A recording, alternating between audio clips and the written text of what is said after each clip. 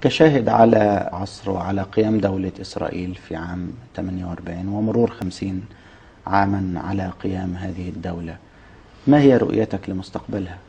أنا أقول أن إسرائيل قامت على الظلم والاغتصاب، فكل كيان يقوم على الظلم والاغتصاب مصيره الدمار.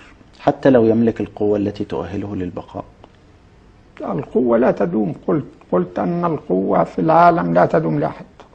الطفل يبدأ طفل، ثم مراهق، ثم شباب، ثم كاهل، ثم شيخ. خلاص تلك الدول، تلك عمر الدول، تبدأ وتبدأ وتبدأ تنتهي للاندثار، ما في فائدة. وفي أي مرحلة إسرائيل الآن؟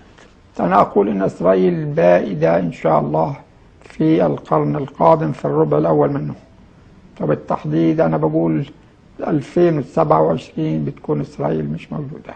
لماذا هذا التاريخ؟ لأنني أؤمن بالقرآن الكريم. القرآن حدثنا أن الأجيال تتغير كل 40 سنة. في ال40 الأولى كانت عندنا نكبة، في ال40 الثانية بدأت عندنا انتفاضة ومواجهة وتحدي وقتال وقنابل، في ال40 الثالثة تكون النهاية إن شاء الله تعالى. يعني هذا تقييم من هذا استشفاف قرآني.